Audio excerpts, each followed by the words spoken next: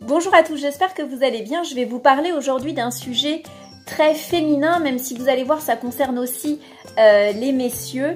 Je me pose beaucoup de questions en ce moment sur le choix des femmes concernant leur contraception.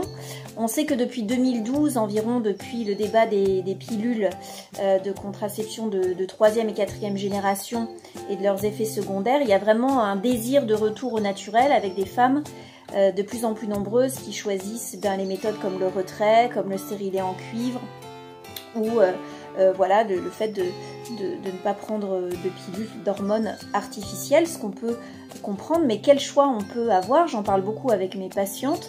C'est aussi un choix très intime, très personnel, d'apprendre peut-être à plus s'écouter sur ces cycles féminins, d'apprendre à se connaître sur la connaissance du corps, sur les sensations.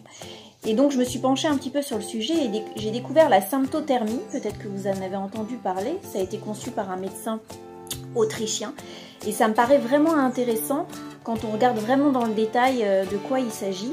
En fait, c'est une méthode d'observation qui va combiner 3 critères, à savoir la température corporelle à prendre tous les matins si possible au réveil, sachant qu'elle peut évidemment bouger en fonction du stress, du décalage horaire, de ce qu'on a mangé ou bu, mais de noter en effet cette température corporelle tous les jours et également de regarder des signaux physiologiques, à savoir la glaire cervicale qui est produite par les glandes du col de l'utérus.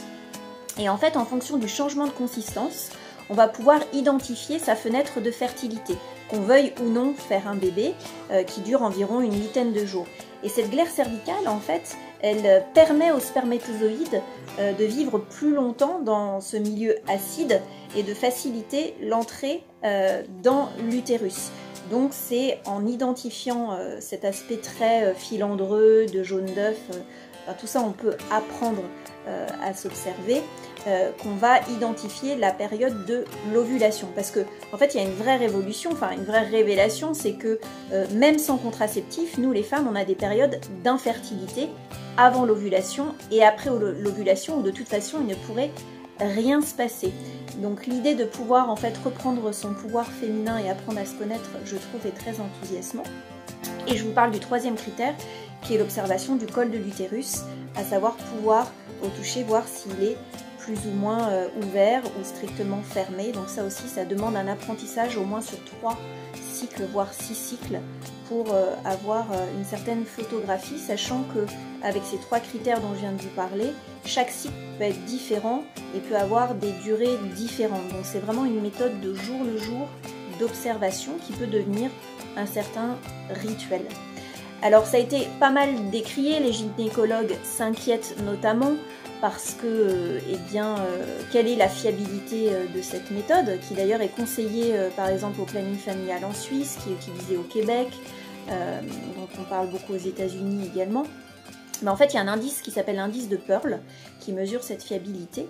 Et il se trouve que la symptothermie, l'indice de Pearl de la symptothermie est de 0,4, sachant que la pilule contraceptive est de 0,3, sachant que ça doit être vraiment pratiqué régulièrement et sérieusement dans l'observation.